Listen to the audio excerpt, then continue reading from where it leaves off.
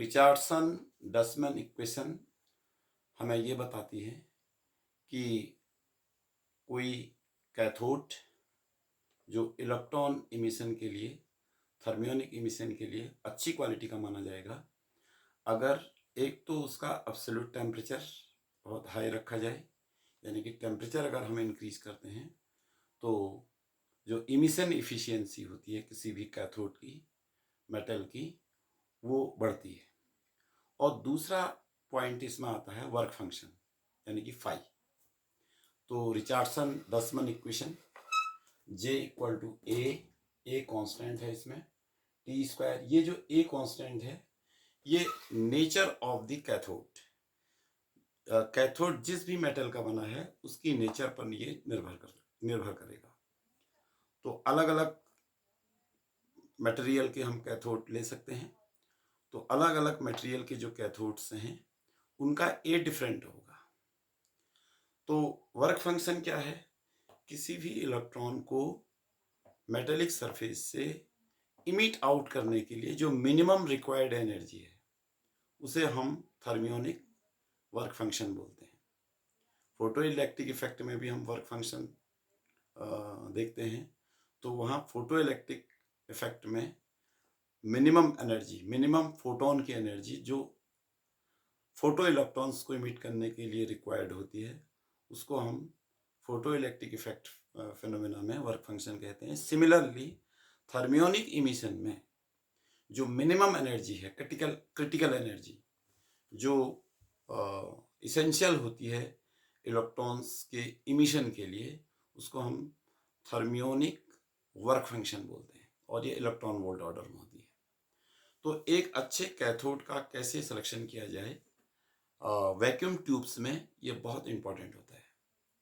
तो ऐसे कैथोड जिनके वर्क फंक्शन कम हो वो अच्छे कैथोड माने जाते हैं, अच्छे गुड कैथोड की कैटेगरी में वो आते हैं जिनका वर्क फंक्शन कम हो।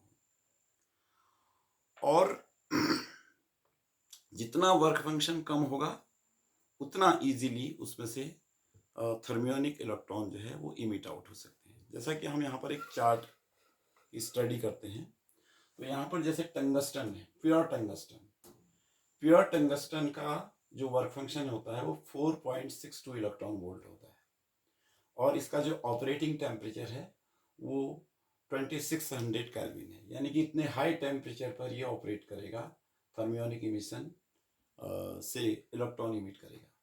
और जो ऑपरेटिंग वोल्टेज है ये भी बहुत इंपॉर्टेंट होती है। ऑपरेटिंग वोल्टेज भी किसी भी कैथोड की जो इमिसिव पावर है, थर्मियोनिक इमिसिव पावर है या थर्मियोनिक इमिसिव इफिशियंसी है, उसको शो करता है। अब एक होता है आपका थोराइटेड टंगस्टन, ऐसा टंगस्टन जिसमें कुछ परसेंट कार्बन होता है और थोरियम ऑक्साइड इसमें मिला हुआ होता है। तो थोरियम ऑक्साइड से मिला हुआ टंगस्टन जो है हम इसे थोराइटेड टंगस्टन कहते हैं। अब देखिए इसका वर्क फंक्शन थोड़ा कम है, प्योर टंगस्टन से इसका वर्क फंक्शन कम है, तो टंगस्टन के कंपैरिजन में ये बेटर माना जाएगा। ये 2.63 इलेक्ट्रॉन वोल्ट इसका थर्मियोनिक वर्क फंक्शन है, और इसका ऑपरेटिंग टेम्परेचर भी 2600 केल्विन के अगेंस्ट 1900 केल्विन है। तो इसलिए जो थोराइटेड टंगस्टन होते हैं ये अच्छे टंगस्टन से बेटर माना जाएगा। ऑपरेटिंग वोल्टेज इसकी लेस देन 10,000 वोल्ट है, जबकि प्योर टंगस्टन की मोर देन 10,000 वोल्ट है, यानी कि 10,000 वोल्ट पर ये ऑपरेट करेगा, और टेम्परेचर 2600 केल्विन होना चाहिए प्योर टंगस्टन के लिए। अब हम एक आते हैं जो थर्ड कैटेगरी है, ये ऑक्साइड कोटेड। ये ऑक्साइड कोटेड जो होते हैं ये coating of A mixer of barium and strontium oxide, यानी कि जिसमें जो बेस कोर है वो निकल, प्योर निकल पर हम बेरियम और स्ट्रोंटियम ऑक्साइड की कोटिंग कर देते हैं, तो इसको हम कहते हैं ऑक्साइड कोटेड कैथोड्स। अब जो ये ऑक्साइड कोटेड कैथोड्स होते हैं ये सबसे द बेस्ट होते हैं। अब देखिए यहाँ पर जो वर्क फंक्शन है सबसे लीस्ट है, 1.0 इलेक्ट्रॉन वोल्ट, और इसका ऑपरेटिंग टेम्परेचर 1900 केल्विन से भी कम, यानी कि ओनली 1000 केल्विन है। और इसका जो ऑपरेटिंग वोल्टेज है, जिस वोल्टेज पर ये ऑपरेट करेगा, तो ये 1000 वोल्ट से थोड़ा सा ज़्यादा।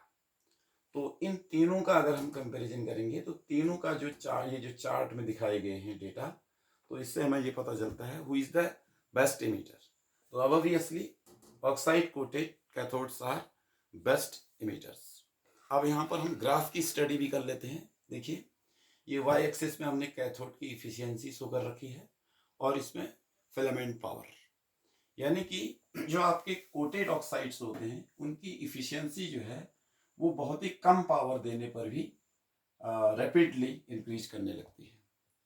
और जबकि थोराइटेड टंगस्टन को अगर हम कोटेड ऑक्साइड के मुकाबले देखें तो इसमें फिलामेंट पावर ज़्यादा कंज्यूम होती है, यानी कि ऐसे कैथोड जिसमें हम थोराइटेड टंगस्टन का यूज़ करेंगे in place of coated oxide, तो उसमें ज़्यादा पावर खर्च होगी, तब जा करके उसकी कैथोड इफिशियंसी धीरे धीरे बढ़ेगी।